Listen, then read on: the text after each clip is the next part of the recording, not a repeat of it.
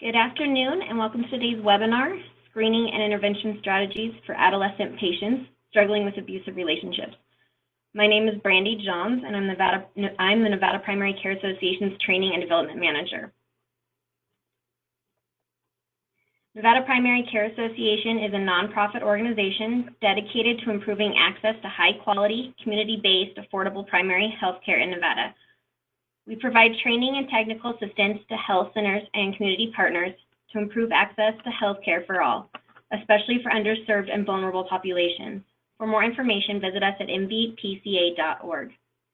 This training is a partnership between Nevada Primary Care Association and Nevada Coalition to End Domestic Violence. I just want to take a moment to thank them for helping us coordinate the session. Before we get started, I'd like to go over a few items so you know how to participate in today's event. During the presentation, please be sure to put your phone on mute so that we don't hear any feedback noise or background noise. Also, be sure not to put your phone on hold or we'll hear your hold music. You will have the opportunity to submit your questions to today's presenter by typing your questions into the chat panel. You may send your questions at any time during the day. Questions will be collected and addressed during the Q&A session at the end of the presentation. Today's session will be recorded and slides will be available to participants. You can find the slides and any materials in the materials section underneath on your panel there. There'll be a section that says materials and you can find any of the materials in there. I would now like to introduce today's speaker, Judy Henderson. Ms. Henderson is the training coordinator for Nevada Coalition to End Domestic and Sexual Violence. She's responsible for the development, implementation, and evaluation of education strategies that support the mission of the Nevada Coalition. Since joining in 2005, Judy has conducted over 250 presentations to the direct service providers, including advocates, healthcare and mental health, criminal justice professionals, and the general public. Welcome, Judy. Welcome, everyone. I want to thank the Nevada Primary Care Association for giving this opportunity to everyone joining us today. And I also want to let you know that I am available for any technical assistance following the webinar. If you have any questions, you will see my information included on the next several slides. And here's also our website available. We have a new healthcare toolkit that is available on our website. This is also on the slides, so you can take a look at that. And it's developed by specialty. So if you need information on adolescent health following the session, you'll be able to click on that and get more resources on adolescent health. And I want to thank our funder for making this webinar possible. So for the Nevada State Division of Public and Behavioral Health, thank you very much. So the goal of our presentation today is to give healthcare providers tools and resources to make you comfortable enough that you can talk to adolescent patients about relationship abuse and then its effect that it has on short-term and chronic health conditions. What we're finding with adolescents is that if these present at this time in life, they will continue throughout their adult lifespan. So it is key for intervention and prevention in order to stop those from happening or help prevent them. So our objectives for today is to identify 2 physical health and 2 behavioral health issues associated with relationship abuse. And then we're also going to be emphasizing confidentiality and also mandated reporting requirements for adolescent patients. And then taking a look at universal education to inform adolescent female patients and also male patients about healthy relationships. Not only in your practice you're going to be seeing patients who are struggling with abuse, you're also going to be seeing the abusers as well.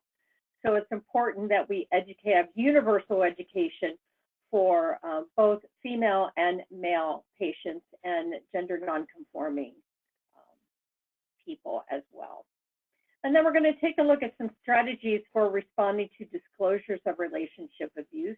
Teens are not known for disclosing for abuse until a considerable amount of time, and that goes for adults as well. But I think we need to be prepared as healthcare providers if they do disclose and then offer them appropriate referral resources in the community. And I see that we have people who represent some of those organizations today. today that are on the call, which is wonderful. And then also received some resources about routine protocols. That was a special request for this webinar that will empower your patients to take a more active role. So basically everything we're going to be talking about is on the basis of trauma. So as we're exposed to trauma, it's a normal reaction in situations to a very abnormal situation. And I think most of us on this call are familiar with trauma, but this is as a reminder that sets the precedence of what we're going to be talking about today. So it does have an impact on the individual's functioning, whether it's mental, physical, social, emotional, and their spiritual well-being. So it permeates throughout their entire life. And it is very overwhelming. We have maybe only experiencing an automobile accident for that period and moment of time. It can be devastating and emotionally upsetting. So eventually that will go away, but what's happening on a daily, regular basis for adolescents and adults who are experiencing this relationship abuse, it happens all the time. So if we can think back to that moment of trauma that happened to us, it's that moment of time, thinking about what that would be like to experience that on a daily basis. So we know that it is a healthcare issue. Some of us have been screened for relationship abuse in a healthcare setting. Sometimes it's not working as well. Sometimes it is working well. What we're finding most often that institutions and healthcare centers and hospitals and practices are asking maybe one question on their intake form about whether they feel safe or whether they're a victim of domestic violence. I don't really know if anyone would, even as a survivor of abuse, I would say, yes, I was a victim of domestic violence. So I think staying with questions such as, do you feel safe in a relationship that you're currently in or previously in? Because there are a lot of triggers that could happen following leaving an abusive situation. And also wanted to emphasize leaving a situation is probably the most dangerous time for that individual, whether they're an adolescent or whether they're an adult. So sometimes it's a good experience and sometimes it's not a good experience. I know of an intake worker who actually apologized to a patient that I overheard. I'm sorry, we have these new questions we need to answer, and I'm sorry to ask you about this. Well, the abuser, the potential abuser, was sitting right next to them. So that was not appropriate because, of course, they're not going to say, well, yes, he's sitting right here and it's happening right now, and I'm afraid to go home today after surgery. So sometimes it's not always a great experience. So we're going to go over some of the promising and best practices that relate for adolescents, and hopefully an oral conversation that can follow that. And it doesn't take that much time. Adequately screening can take about 2 minutes, and that's all that's needed. And we ask ourselves, do we have an extra 2 minutes for our patients? I believe that we can have an extra 2 minutes. So what is relationship abuse? So we're talking about a pattern of methods, tactics that are designed to gain and maintain power and control over the other person. It's not an issue of anger. It's an issue of establishing and maintaining power and control in that relationship. It may get worse when there's an outburst of anger or whether there's an influence of drugs and alcohol, but it's not a causal relationship. It's all about thinking about what to do in order to control that person and have them do exactly what you want them to do. It's not a one-time incident, and it tends to get worse over time. And these are some of the tactics that are used in order to control that individual. Particularly with teens or adolescents, technology is huge because of the social media influences, and then any other tactics that would work for that particular individual can make a huge difference. It's not just physical violence. So we need to broaden that approach, and that's why I included those. And then leaving an abusive relationship is not always the best or safest or more realistic option. So asking a patient, well, why don't you just leave the relationship? There was a young woman whose child needed to have health care weekly. And her abuser said, if you ever leave me, I will take away the health care for that child. So her options were, since she wasn't allowed to have a job, she had no other financial resources. How was she going to pay first month's, last month's rent, get a health care policy, and then a job? What are her options? They're very limited for her to leave. So it's a complicated issue. And she stayed, of course, in that relationship because her priority was to take care of her child. So you're going to see this in patient care as well. So why do they stay? Well, we just talked about there's a risk of leaving, there's a risk of staying. If they stay in the relationship, they can be abused, they can be harmed extensively, emotionally, physically, and in many other ways. But then if they're leaving, as I mentioned, that is the most dangerous time for them. So a very well-meaning parent may say to an adolescent, okay, I'm not going to allow you to see them anymore. I don't know about you, when I was a teenager, if my mom said to me or dad said to me, you weren't allowed to see somebody, I was going to do everything I could to probably sneak behind them and see them anyway. So it's probably not the best approach to take. And rather than having a conversation about, let's talk about some healthy relationships. So you don't want to inadvertently lead them toward someone who is not treating them in a healthy way. Nevada is number 3 in the nation currently for domestic violence-related homicides for men killing women, and that report is published every fall in September. We hold our breath, hoping that we would go lower, but currently we are number 3 in the nation. So the risk of staying, they could be killed. Risk of leaving, they could also be killed. And even if they leave, they could also be stalked after they're leaving. So we need to be really conscious about those options. And violence is not always a person's priority, as I mentioned with that young mom who stayed to take care of her child. We need to move away from asking, why hasn't the survivor left, to asking, what can I do to support that person so they can make their own decisions? That's what's most important here. Listen, why doesn't my patient just leave? My doctor asked me why I didn't leave in a very irritating and demeaning way. He looked at me like I was stupid. It never occurred to him that I had left, that my husband just tracked me down again. He doesn't know my husband keeps threatening to kill the kids and me if I leave. I'm afraid and I'm scared. So obviously a conversation about referral to community resources for safety planning. We're not meant to turn our healthcare providers into advocates. That's why we have those community resources. They're so valuable to you. So we'll talk a little bit more about those. So who are the victims and who are the survivors? They're everyone. It crosses all racial lines, gender, sexuality. People are just victims. Survivors are using coping strategies just to survive. So you're going to see maybe alcohol and drugs as well. So you don't want to forget not only to address the drug and alcohol, but also the reasons for them using those particular coping strategies just to survive. They really do love the person, and people say, well, what does a teenager really know about love? They know about love. It's deep in their heart. However they define that, they are in love. So we need to respect that and talk to them about what that means to them. And they're the expert in their own situation. You should take a look at this. It's like looking at a movie trailer versus looking at a full-length feature film with no director cuts in it.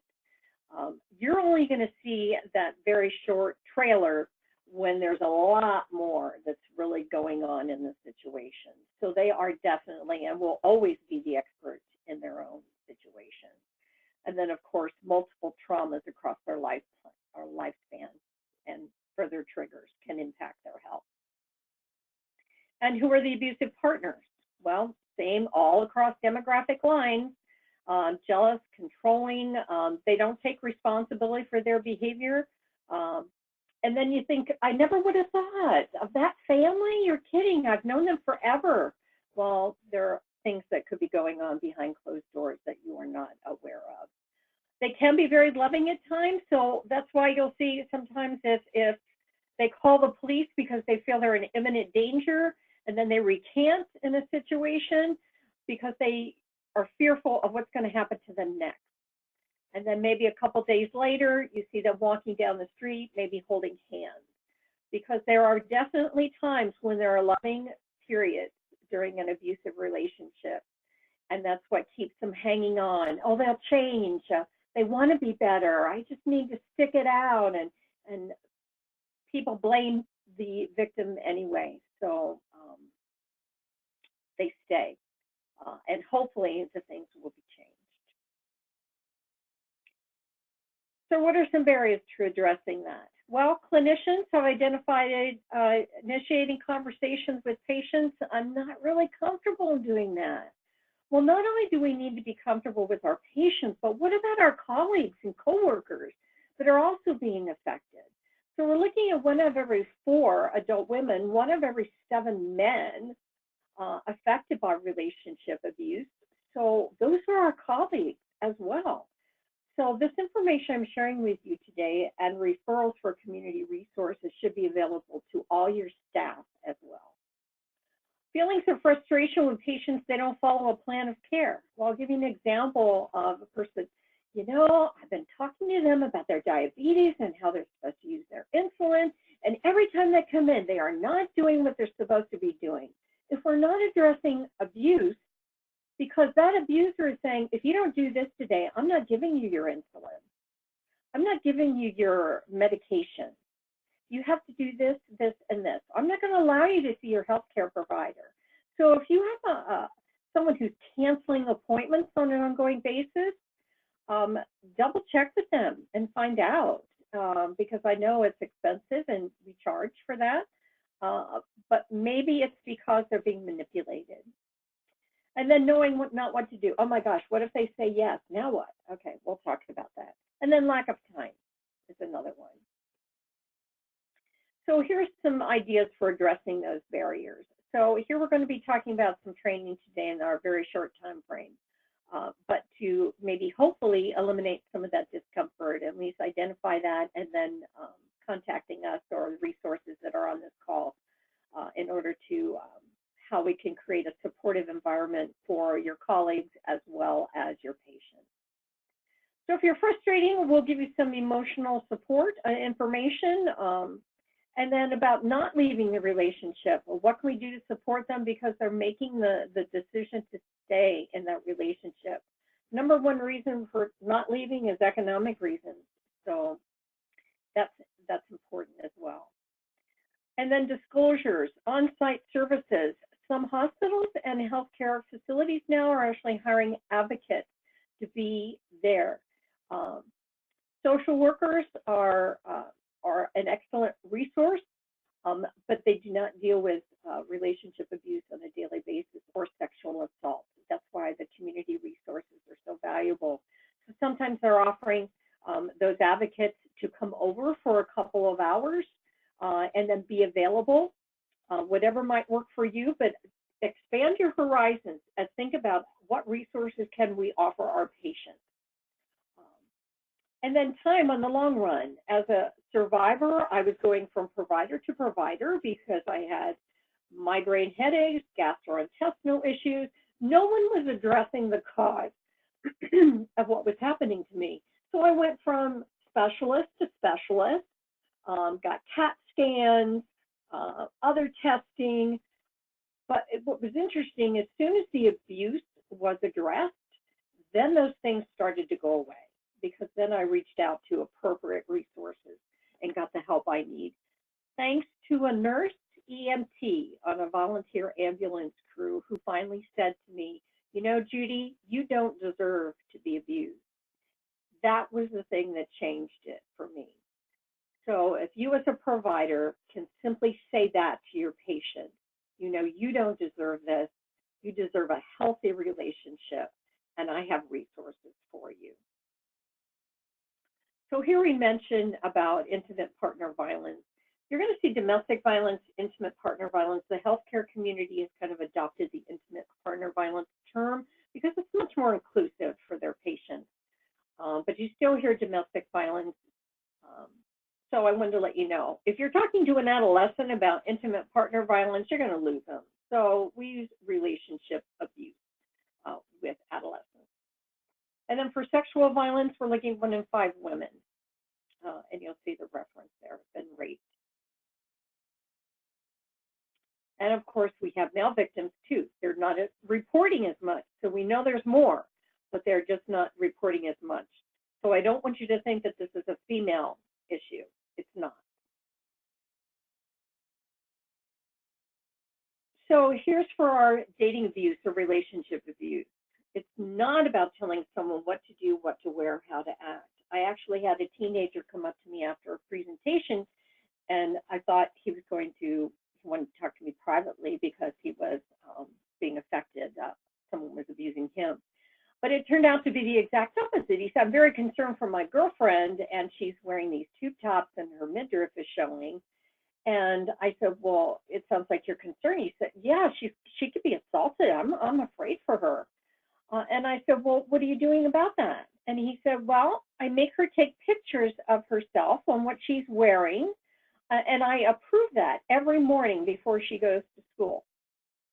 I went, oh, when we're talking about power and control, taking pictures of her.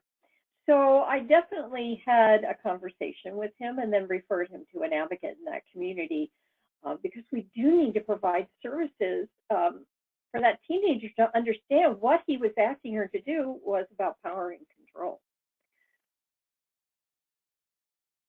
So here's some statistics. They're there for you. I'm not going to repeat them, but I wanted to keep you aware of the adolescents. Look how young it's happening. 11 to 14-year-olds, calling names, harassing, being put down by someone. And then look at also the age for the highest rates of stalking as well.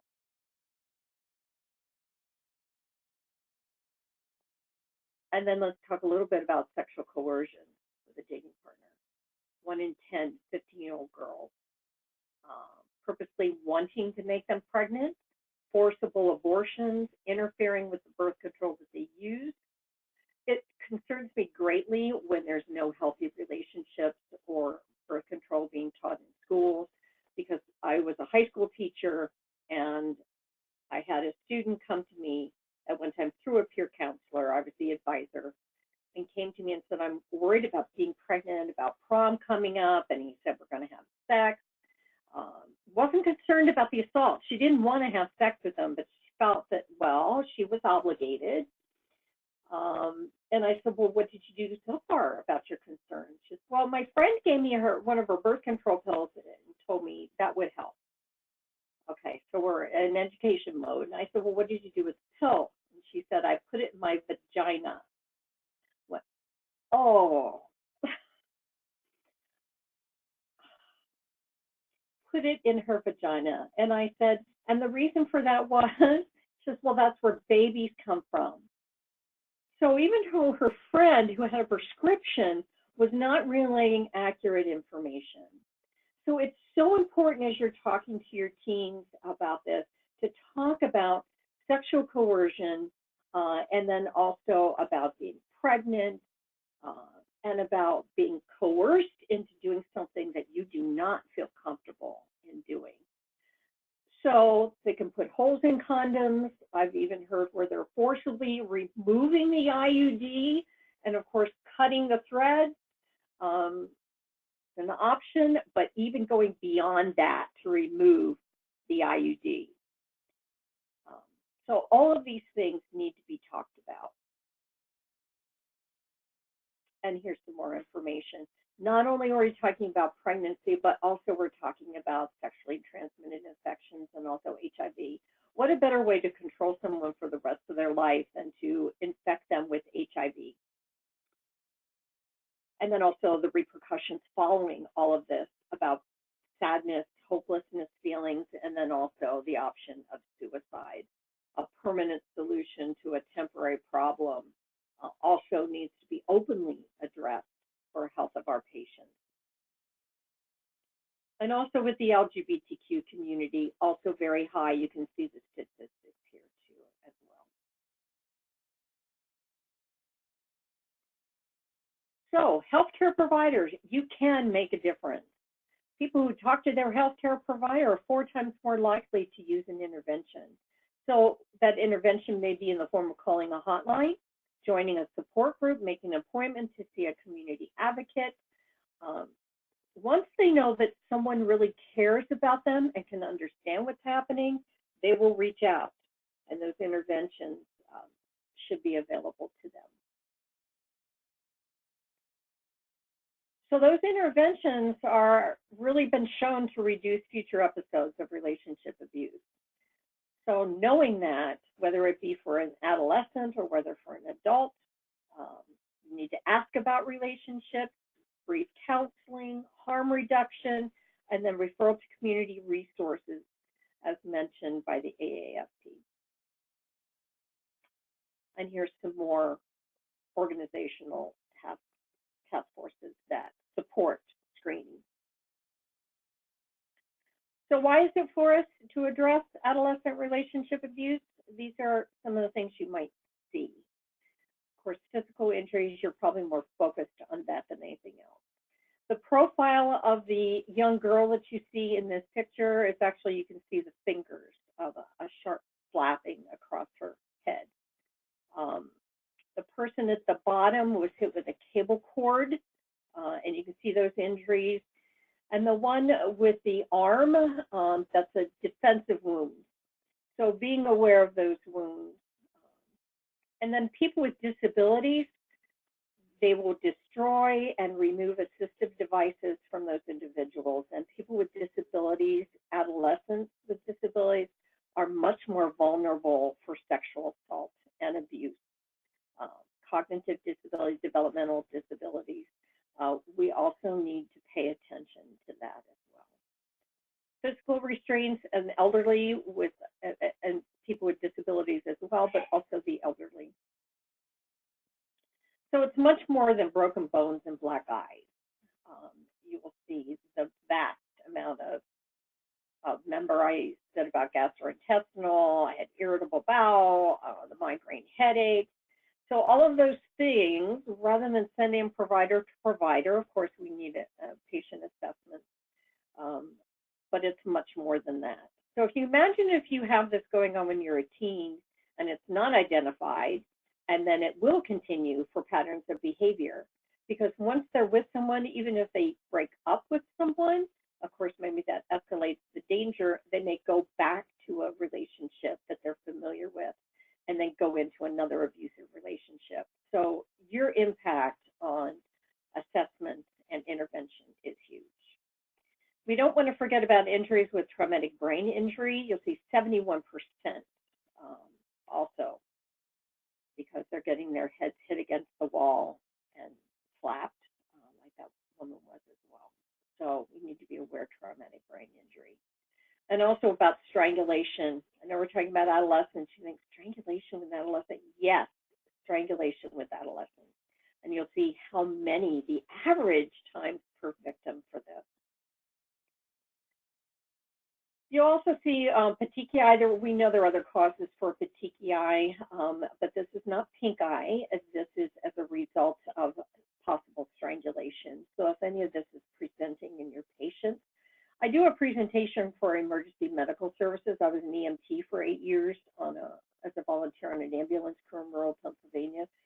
So we would see things like this, and we were not addressing this. That was a long time ago before we learned about the complexities of relationship abuse. But this is a real warning sign for strangulation. So please note that. And then it looks like, what do you think, Brandy? Do we have time to show this today? Yeah, we're good. Okay, so I'll just click on it. Yeah, just click on it from your end. Okay.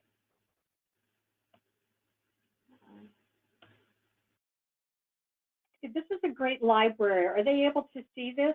I'm not sure. Yes, we can see it on your screen. Okay, great. We're going to be taking a look at Olivia today, and you'll actually be able to see an assessment dealing with reproductive coercion. during a pregnancy test visit. So you actually see how this works.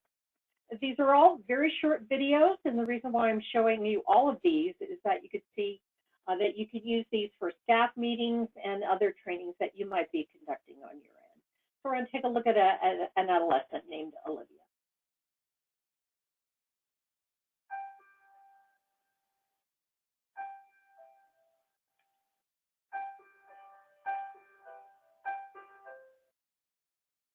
Hi, I'm Lisa, your clinician, and I'll be taking care of you today.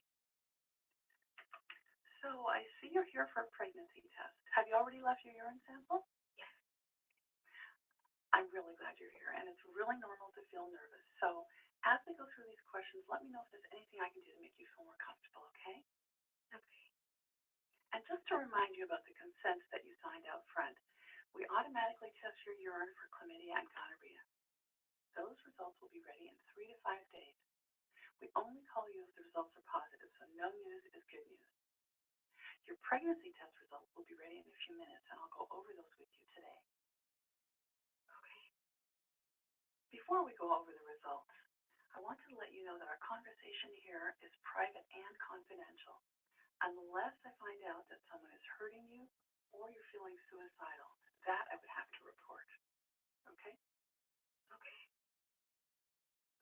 So to start with, can you tell me what you hope the pregnancy test result will be? Oh, I hope negative. I really don't want him to be pregnant. And the person you had sex with, does he know that you're here for a pregnancy test today? Yeah, no. And is he hoping for the same result you are, or is he hoping that you'll be pregnant? Oh, he hopes they'll be negative too. Okay, so if the results are negative, then we should think about ways to keep it that way. I see that you're using condoms as your birth control method. And it also says from your paperwork that your last period was 3 weeks ago. Was that a normal period for you? Yeah. It also says that we gave you emergency contraception the last time you were here, and some to take home. Did you use that when you were having trouble with the condom? I did, but I'm just worried. It's always good to come in and find out for sure. Sometimes people don't use condoms because they're in the heat of the moment, or they break, or they're not having sex that often. Can you tell me if any of these things are happening with you? Sometimes, only sometimes. My boyfriend, he forgets, and we don't have sex that often, so. And is he your only partner, or are there others? Oh, he's my only one. And how long have you two been together? About a year. And when you started to have sex, was it something that you both wanted, or something that just he wanted? Something we both wanted. Okay, good. And can you tell me something about what's happening with the condoms? I can imagine how stressful it must be to have him use them only some of the time. Does he ever get mad at you for asking him to use them? We don't talk about it. Okay, well, one of the things that we're doing with all the girls who come into the clinic is talking to them about relationships. I'm going over this card that talks about healthy and safe relationships. It's kind of like a quiz, and it talks about situations where you might feel afraid of your partner, or if you're forced to have sex when you don't want to. We find that about half the girls who come into the clinic have had this happen to them at some time or other. Really, it happens that often. I'm afraid it does. What do you do if it's happening to someone? I listen. I try to get them a method of birth control that their partner is less able to mess with or control, if that's a problem. And if it's something different, like forced sex or violence, something that I have to report, then I get the patient to sit with me while I make the report, ask them questions to make them feel comfortable while the report is happening. I tell her that it isn't her fault and that she didn't deserve this. And I give her this card with the hotline numbers on it so that she can get support and someone to talk to 24/7. Wow. So, Olivia, is any of this happening with your boyfriend? No, he's just having a hard time with the condoms. But I do have a friend. Maybe she could come talk to you sometime? Yes, I'd be happy to talk with her. And here's some extra cards to share with your friends. methods of birth control that are more effective than condoms and less dependent on him since he's having trouble using them. Sound good?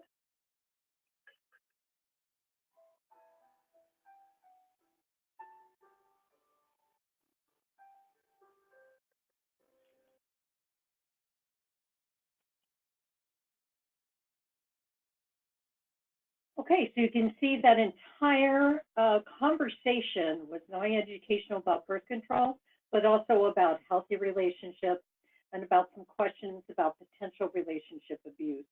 So I want you to take just a couple minutes to write down some of the key things that you want to remember from what you saw in this video.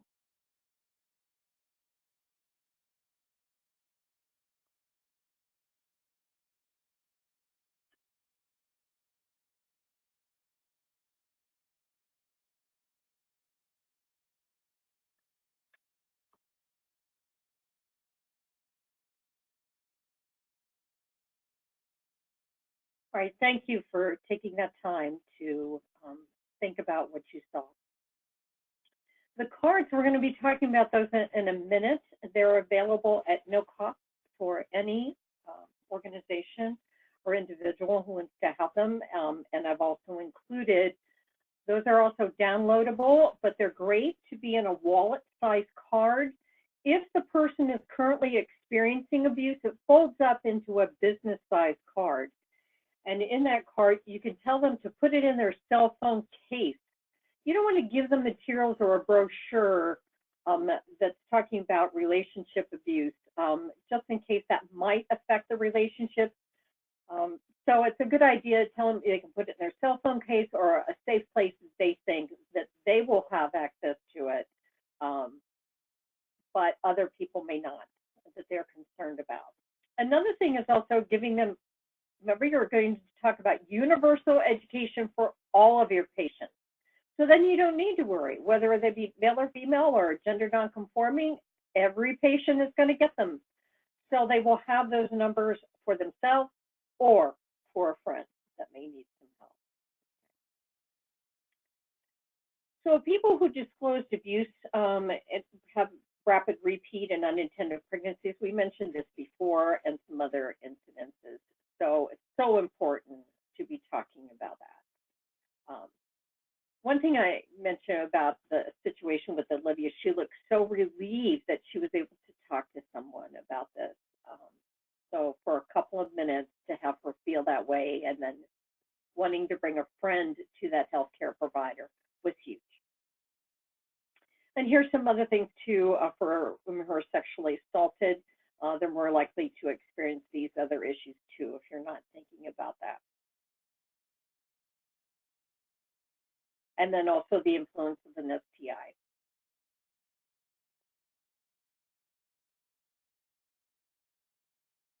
And then here's a mention about, look at the prevalence for HIV, as well as the sexual relationship part of that.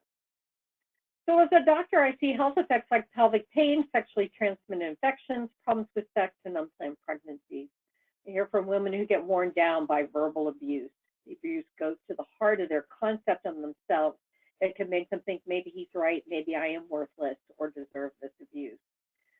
So she's mentioning about probably adult women, but this is even more of an impact with adolescent patients because they're much more sensitive to the emotional abuse.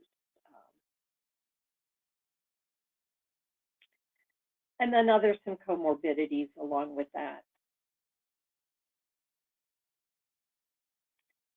And then we talked about using substances to cope. So be very cautious about what is being prescribed without follow-up for counseling and some other things as well. If you're making life and death decisions about your situation or the care of a young child, being under the influence can have a huge impact on the safety of the individual.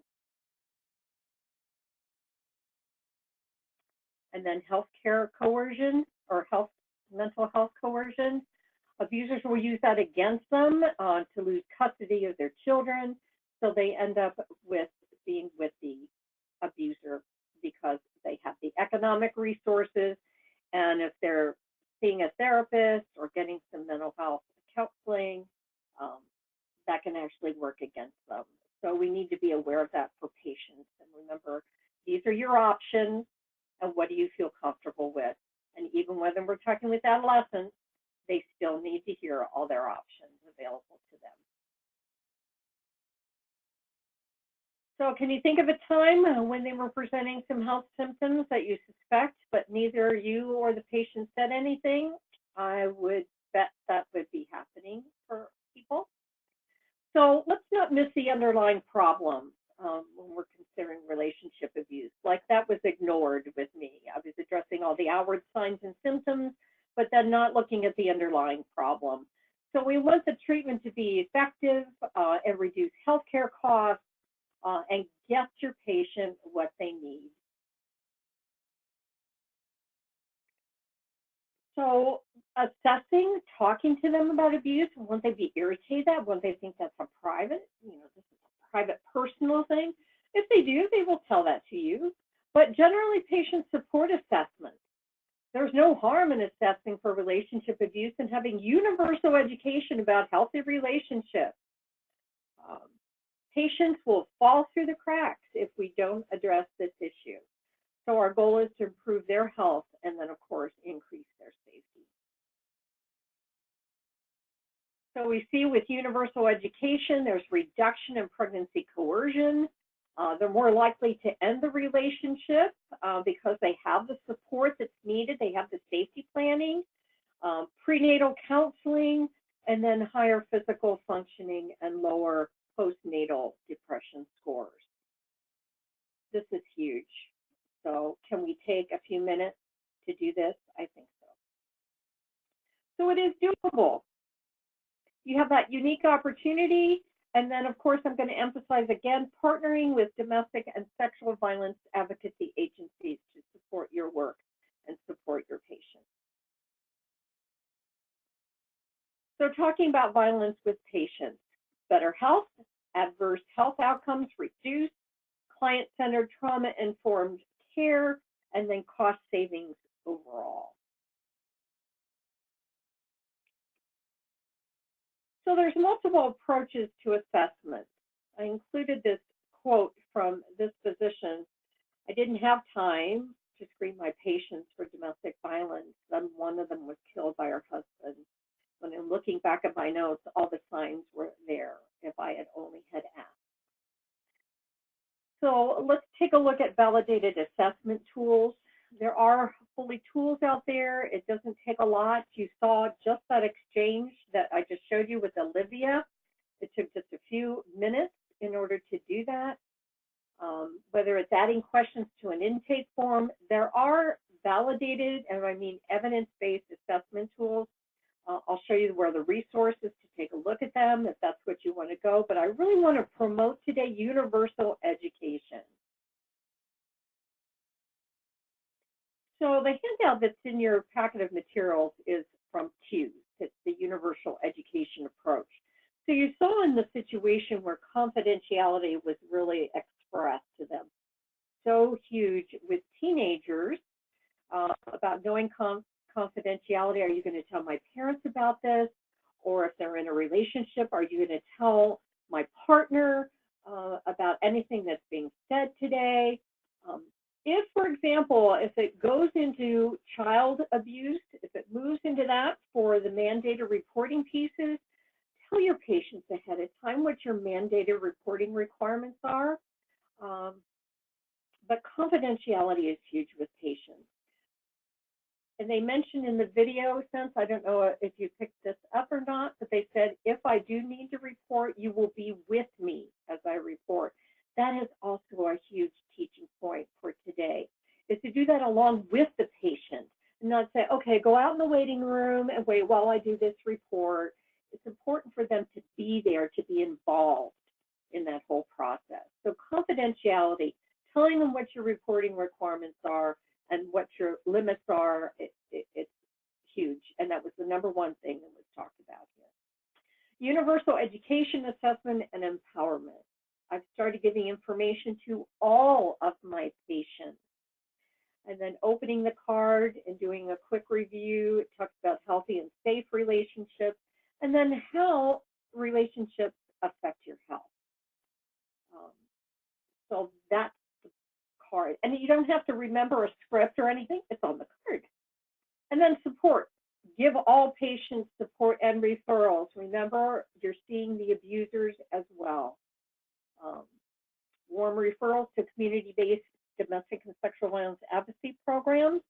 Some of those programs offer spousers intervention training. Most of those are court-ordered, but they still may offer some counseling options for someone who's looking to change their behavior. And then please follow up at your next appointment with that individual. So that's cues: confidentiality, universal education, assessment and empowerment, and then also support. So here's a sample script, and you heard this from it before. Before we get started, I want to let you know that everything here is confidential. If someone's going to hurt you, or you're planning to hurt yourself, or you're planning or hurting someone else, then I do need to report. Remember doing that with the patient. Always talk to your patients alone, not within the earshot. That's very difficult in the emergency room situation. Radiologists have a perfect time to assess because they are taking the patient into a room where no one else is allowed. And one also other thing, never use a family member or a friend to interpret, because that abuser will interrogate them and find out, well, what did they say? What did you say? Use only medically trained interpreters. And hopefully they'll be educated about domestic and sexual violence. So why universal education? They often choose not to disclose for many different reasons, and you'll see some reasons here. They're very concerned if they have children. Adolescents do have children, just a reminder. The Child Protective Services, they may be worried about, if I disclose this, will my children be taken away from me? They distrust formal systems, fear of retaliation. So it provides an opportunity to talk about healthy relationships.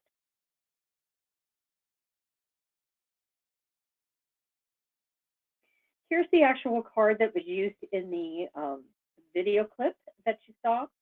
So you can take a look at that. Oops. Okay, so if for some reason they do disclose to you as you're talking to them about the card, the universal education approach, please thank the patient for sharing that information. Convey empathy for the patient, because they're probably experiencing a lot of fear and anxiety and shame. And validate that it is a healthcare issue. Just as that young girl, Olivia, said, really? I'm not alone. Other people, it's happening to them too. It was huge for her. It was kind of, she could breathe a sigh of relief. And then let them know you support them without any judgment. Immediate safety concerns. They may be very concerned about that person who's waiting for them in the waiting room. So really, as a healthcare facility, you should be thinking about what safety protocols do we have if we do have an abuser that may be in that waiting room. What kind of protocols do we have? What are the signs that we should be looking for? If you'd like me to talk more about that, please contact me, and I have information for you to talk about some of those safety protocols. And then also referring to a domestic or sexual violence advocate and a follow-up again. So here's some sample scripts. I'm so sorry this is happening. It's not okay. It's common. You're not alone. This is not your fault. Nothing you did caused this. Someone else made a choice to hurt you. What you're telling me makes me worried about your safety and your health. Would you like me to explain options and resources? Some survivors find talking to an advocate or counselor helpful.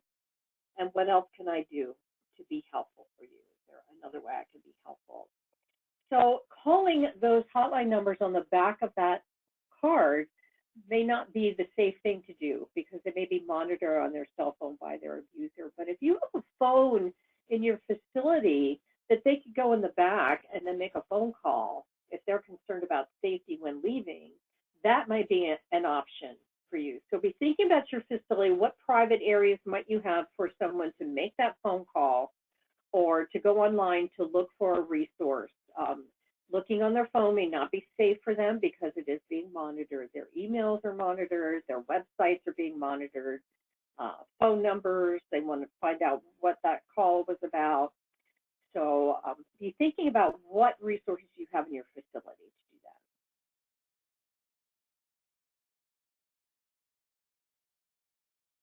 These are the things not to say.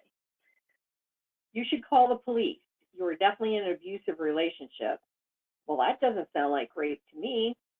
Your partner's crazy. You need to break up with them. What did you do to set that off? That was asked to me. What did you do to cause that? Not helpful. So what happened after that? And what happened after that? Okay, you're re-victimizing them. So these are things I wanted to mention that are not appropriate to say. So make the connection. This is another excerpt from the card itself. So you can see the connections with asthma.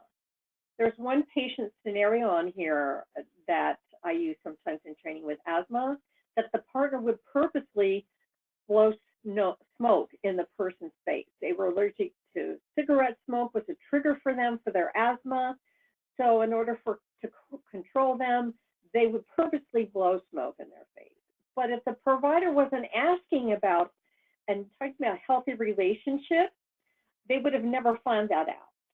So here, a person with recurring asthma, okay, you're not using your inhaler. Why are you coming back all the time with this issue? What are your triggers, allergies, blah, blah, blah. But no, it got down to he's blowing cigarette smoke in my face. We mentioned about the control with insulin and diabetes, chronic pain because of injuries, high blood pressure, stress, cancer. Remember, we're talking about adolescents this is occurring now. Trouble sleeping, depression, anxiety. It will continue until this is being addressed. So this is a great piece of that card that shows how it can affect their health. And then also mentioning on the safety planning part of it, this is another part of the card. It is not your fault. It gives you the option of calling 911 in immediate danger, but then also talking about an option to do an emergency kit if you need to leave fast. Is there a place even for an adolescent to have some extra money, your phone charger, because you might need that, to call 911 or access a parent or another person that they trust, an adult. If they're on medication, have extra place for extra medication. And then here's my question, what safety protocols do you have in place as an abuser accompanies the patient? So safety planning is not just for your patients, it's also for your agency as well. And then here, the other part of the card is your hotline referral. So here's the National Domestic Violence Hotline. And then there's also a crisis text line as well. The other resources I'm going to share with you, they can chat, they can text. They're not a call. Adolescents typically are not a call you on the phone. But before you mention any of these, I'll go ahead and take a look at their website, call the hotline, and see if you feel comfortable with what you hear as they're talking about them. Talking with them. There are all trained advocates, whether they answer for teen relationship abuse or whether they answer for National Domestic Violence Hotline. They are there for you as well, and not just as a crisis center. There's also a tool to help with safety decisions that's down at the bottom here. I've downloaded this on my phone. It's called My Plan. It's an app, and it actually takes you through a process and educates you about a healthy relationship, and then what are some of the warning signs and what to do about those warning signs. So if there are advocates on this call, take a look at that as another option as education when you're working with survivors, whether they be adolescents or whether they be adults. I would recommend the My Plan. And then a warm referral to advocate support. And this is how you get the connection between the healthcare situation and then move to the community.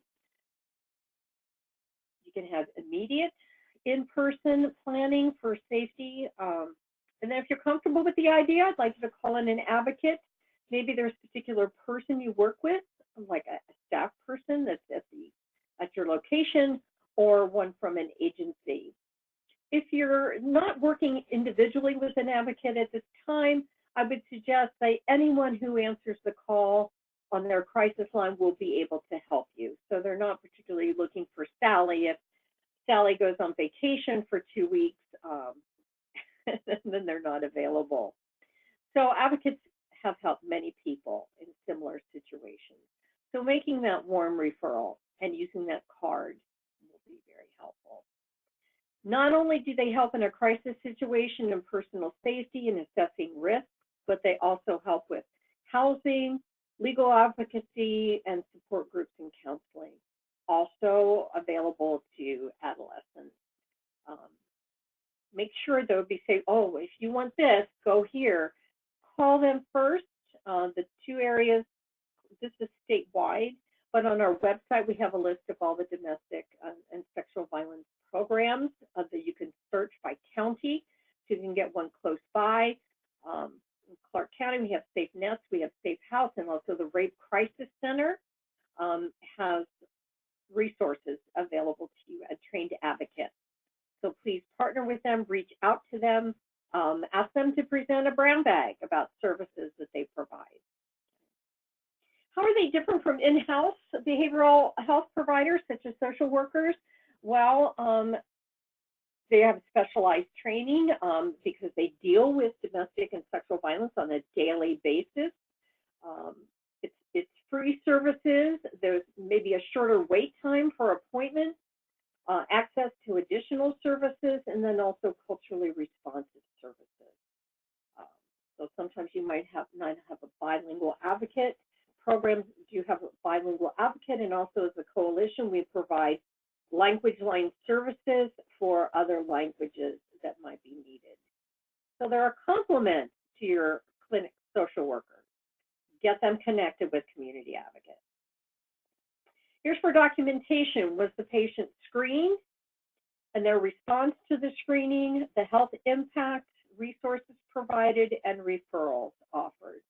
So these are the best practices for documentation. And then how do I code? Well, you can get paid for screening. Yes, that's the wonderful good news. You take a few minutes and you can actually get paid for doing so. So here are your codes for screening. Here's your diagnostic codes that you can use. And then here's some guides to prepare your practice for what we talked about today for universal education and screening. So sample protocols, chart prompts, self-administered tools. We have samples available. So let me know in the National Health Resource Center. Make sure you're very clear on your confidentiality and mandated reporting laws. And knowing what they are, make sure your staff and all staff is educated on all of those laws. And then a process on how do you provide referrals to programs. They have brochures. Please reach out to them for information. Training suggestions for staff. Remember, you're not only helping your patients, you're going to be helping your colleagues.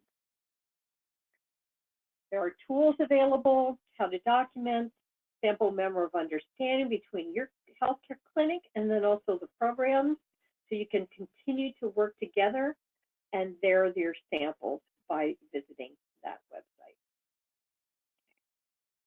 Here's some 7 steps, my recommendations for you to get buy-in for the domestic and sexual violence program that you're going to be building or enhancing at your healthcare clinic. And really talk about your colleagues and helping them, supporting staff in addressing those. There's a sample health center protocol and human trafficking in healthcare settings toolkit. I know there's a lot of information being currently available for human trafficking for healthcare settings, so they have that information for you. And then also tools to measure your quality improvement, not only for your patients, for your organization as well. Enhancing your clinic environment by displaying patient and provider tools There's nothing wrong in putting those cards out into your waiting room as well, because it accepts it. It's a healthcare issue. Why not let patients know that, yes, it does affect healthcare? They're waiting anyway, so they might want to pick up that universal education safety card and take a look at it. So there's your documentation and coding. We gave you those, and then connection again.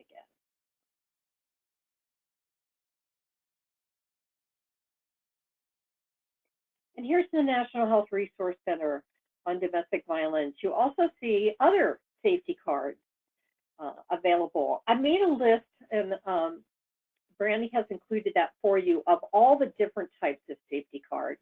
There's one for Native American communities. There's some for HIV, the LGBTQ community. There's pregnancy information, wheels, training curricula, and all of those, and posters that you can put up in the waiting room. So you can basically pick and choose. There is one for specialized for teens called Hanging Out and Hooking Up. I use the other one because it's a little bit more general that you can use, but it's also available as well. It's called Hanging Out or Hooking Up. So here's some national resources. And you could just print this slide and then you keep that available. And these are meant for teens as well. There's the Trevor Hotline for LGBTQ teens, of course, the National Suicide Prevention Hotline, and also the Human Trafficking. And here's the National Dating Abuse Helpline. And there's the website. So if you're specializing in adolescent care, make sure you take a visit to that website, take a look at what's available. And they're trained peer counselors that will talk to teens and young adults. So here's some other adolescent resources for you, since you'll be able to have access to this. I won't review them all. But as we sum up and have more time for questions today, here's our vision for success. So skills in prevention, working collaboratively across disciplines, promoting social change through evidence-based approaches are critical to addressing relationship abuse in a public health context. So the CUES approach that I shared with you today is an evidence-based approach. We're having great success with that approach on universal education, so I highly recommend you take a look at that to implement that into your facility or organization. And then working collaboratively across disciplines. So patients are not just going from doctor to doctor to doctor, and then also prevention, universal education, prevention, sharing the information, looking at the risk factors, look at resiliency factors, emphasize those in your practice. So I want to thank you for today. We have plenty of time for questions. There's the link to the healthcare toolkit under adolescent topics for today. The rest of the slides, there are quite a few from 83 to 91. Those are all the references that were used. So I wanted to include them in case you wanted more information. So Brandy, I'm going to turn this over to you for questions. Sure. So if anyone has any questions, you can either type it in the chat box, or you can raise your hand and I'll unmute you. Seeing any questions, Judy? Okay. I have a question. Just as a reminder, just as a reminder, all of the materials are in the materials folder that you should see on your dashboard. My question for the people who are still on the call: how many of you? I think we can do a show of hands for this, Brandy. To see if the universal education approach is something doable for their organization. Can you raise your hands if you feel that that is doable for those that are still on the line? I'm seeing some hands. And Judy, you can see those, right? I can't. So just let me know. Okay, so we got 3 hands that were raised during that. So we have 13 people left on. 4 hands. Okay. Okay. So let me know if you need information on how to get the cards themselves and make them available in your waiting room, or work with patients. I'm kind of curious about some of the barriers you might see if you feel that this is not doable for your facility or anything else. It looks like, oh, I see a question here, and I lost it. So what was the question, Brandy? It says if we suspect someone is in danger, how do you suggest we handle it? Okay. I'd ask the person if they fear about leaving the facility because the person's in the waiting room. Here are your options. I mean, you could call 911. What have you done in the past that has helped you feel safer?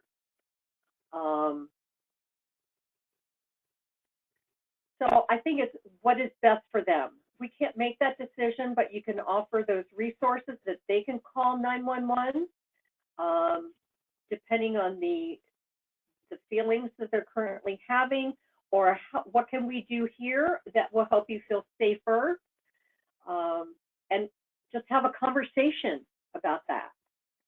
There will be abusers who will try to hang outside of your exam rooms and try to hear your conversation. So I also suggest a protocol to ensure safety is that those people that are not your patients to have a sign that says it's non-patients or accompanying family members wait in the waiting room. I went into a facility and the first thing they had on this huge poster in their waiting room was invite family members to attend your exam. I'm like, oh, do you realize that that really has caused danger?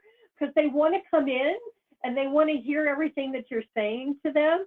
So there goes your confidentiality to talk about healthy relationships and also for screening for abuse. Oh, we never thought about that. Okay. It's just thinking about things like this that can make a huge difference. Jacqueline, I see your hand raised. Is that still raised from the earlier question, or do you have a question? Okay, I just wanted to make sure if you have a question, go ahead and raise it, and we'll unmute you. I did have someone ask, especially for the community health centers, if they want materials, how can they get some of those materials to have available at the health centers? Do you want us at Nevada Primary Association, if they contact us, and I can let you know, Judy, if they need stuff, or what's the easiest way to do that? I think if they're talking about the safety card, there is on the materials that I've included, there are links for them to go online to take a look at what cards that would work best for them. Is that what they're talking about, the safety cards? The folding cards? It doesn't say, just any kind of the materials. Is there, I don't know if all of them are available to print or if there's things like big posters that they order that from the links that you provided? Yeah. The National Health Resource Center, all the materials, posters and everything are free. All you have to do if you want hard copies is just to pay a one-time shipping fee of $10. So when I go online and order, I order like 300 of each one that I want. So if your organization specifies with HIV, LGBTQ community, I mean, you can order 300. They come in English and Spanish, and some of them come in other languages as well. So that's why I included the link and also all the different kinds of safety cards. So you can kind of pick and choose what will work best for them, and then they can order. I think that's a pretty good bargain for ordering. And you can download them online too as a PDF, but they're just not the same. And then they're on an 8.5 by 11 piece of paper. It's much better when they can fold it down and use the business size card. Right. Any other questions today? And if you can let us know too, if there was more than one person in your office listening to the webinar, if you can either put that in the chat box or send me an email to let me know that, that would be great. Thank you. And if organizations are interested in doing like a facility-wide training, might also be available to do that as well. So if you have a health clinic that has several different providers with different specialties, which is most likely, might be available to also do that as well. So let me know. All right, well, I don't see any more questions. So thank you, Judy, and thank you everyone for attending today's webinar. Once you leave, you'll receive a survey on the presentation. We'd appreciate it if you'd complete that and provide your feedback. On behalf of Nevada Primary Care Association, thank you for joining us today and have a great rest of your day. Bye-bye. Thank you.